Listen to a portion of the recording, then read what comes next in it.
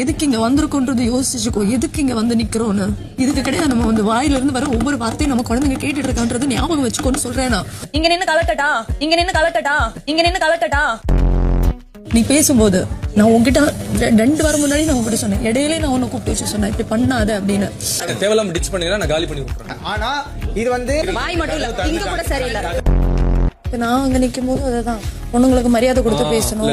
எவ்வளவு அசிங்கமா இருக்கு தெரியுமா?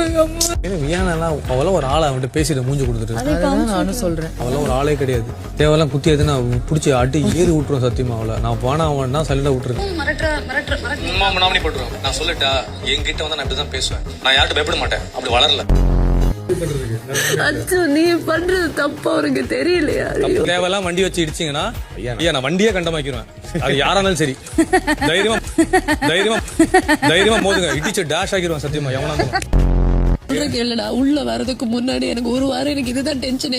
இவர் இப்படி வந்து நான் திரும்ப நான் சொல்றேன், வாயை மட்டும் விடாத. நீ வந்து நினைக்கிற மாதிரி கிடையாது, இது ஒரு ஷோ. நீ வந்து நார்மலா பேசுற மாதிரி கிடையாது. நீ வார்த்தைகளை அளந்து பேசணும். நான் இங்க வந்ததுக்கு அப்புறம் நான் வந்து சொன்னேன், நான் சைலண்டா உட்காந்துட்டு இருக்கேன். சுபிக்ஷாவை சைலண்டா இருக்க சொல்லு, அப்புறம் நான் பேச ஆரம்பிப்பேன். அந்த பொண்ணுக்கு எனக்கு தெரிஞ்சு தீபாவளிக்கு ஏதாவது மருந்து ஏதாவது வாங்கி கொடுக்கணும். ஏதோ பிரச்சனை இருக்கு.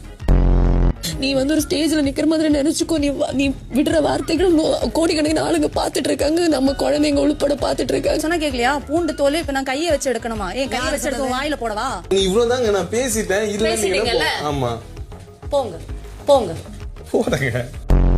இல்ல அவர் வந்து எனக்கு தெரியும் அவர் எதை வச்சு பேசிப்பாரு. அக்காவுக்கா தங்கச்சிக்கான்னு அவர் கேக்குறது கனியா ரம்யா அப்படி வச்சு கேக்குறாரு. சனிக்கிழமை பாலு தான் யாருக்கெல்லாம் கிடைக்க போது தெரியல.